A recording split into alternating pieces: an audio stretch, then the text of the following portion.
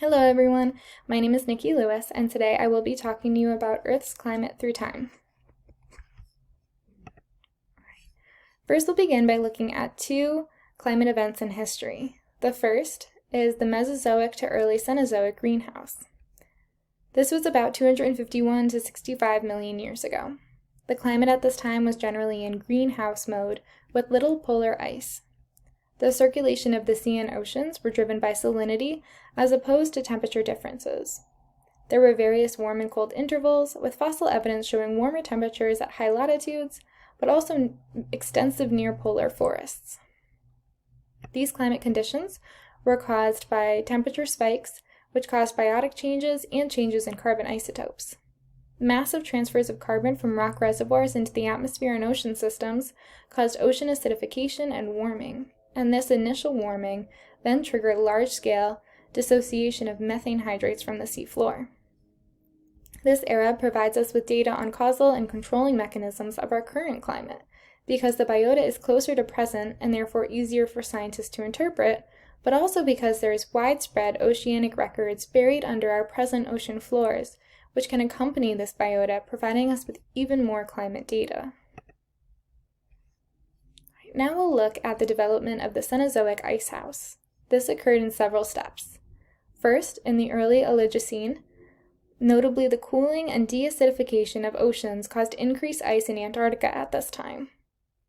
The separation of South America also occurred, opening the Drake Passage, and there was a drop in carbon dioxide levels with subsequent changes to ocean circulation. Moving into the Cenozoic history, warming occurred as a result of the release of CO2 into the atmosphere. This was followed by tundra-like conditions from the cooling due to the drawdown of CO2 from the atmosphere or changes in ocean heat transport causing ice sheets to grow and cooling to occur. During the late Cenozoic climate, conditions were warmer than they are today, before global temperatures then decreased and ice volumes and glacial oscillation began. As the last interval of warmth, this period has received significant attention as a possible comparison for the path of our future global warming. Finally, in the Quaternary period, this was characterized by northern hemisphere glaciation. More ice occurred in northern polar regions, causing increased albedo and other feedbacks that contributed to cooling. Ice-rafted debris appeared in North Atlantic floor deposits, and the drying of Africa created global phenomena such as extensive savanna areas. So now that we've discussed some historical climate events, you may be wondering how we can collect data from thousands of years ago to learn about the climate, and how does that impact our future climate? This can be done through climate proxies. Proxy data are preserved physical characteristics of the environment that are used to study past climate conditions. Natural sources of proxy data that record climate variability throughout time can include corals, pollen, ice cores, tree rings, caves, pack rat middens, ocean and lake sediments, and historical data. We'll take a look at two of these natural sources of proxy data, the first of which will be ice cores. Ice provides a unique view into past climates because the bubbles that are captured when the ice forms are pieces of the atmosphere that existed at the time. The structure of the ice itself will also be impacted by climatic conditions. They provide data on climates such as temperature, precipitation, atmospheric composition, volcanic activity, and even wind patterns. Scientists collect this data by drilling into ice sheets and removing cylindrical tubes with distinct layers called ice cores.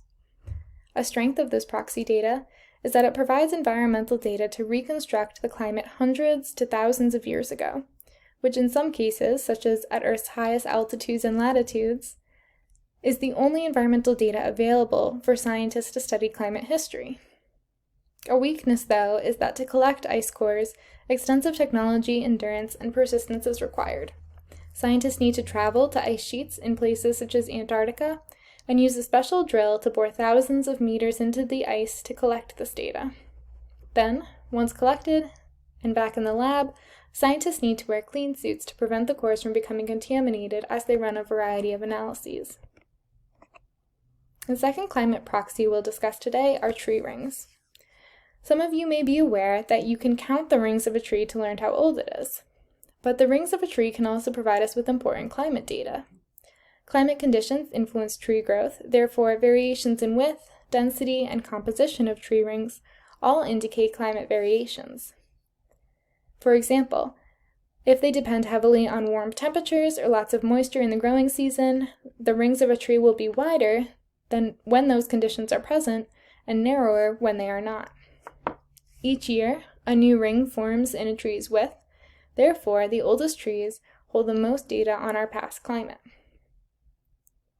Using a tree core, which essentially looks like a large corkscrew, scientists can take a sample from a tree, which can then be analyzed without harming the tree itself.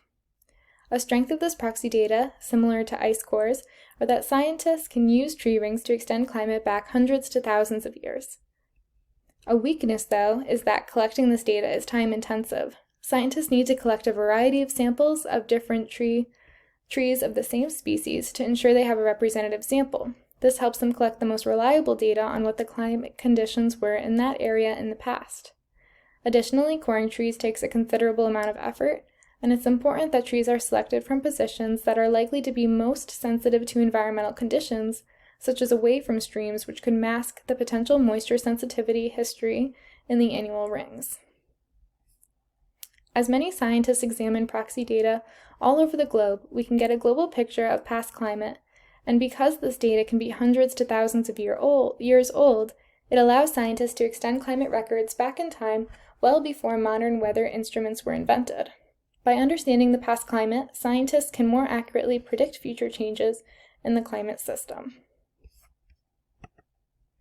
Great. Thank you all so much for your time today, and let me know if you have any questions.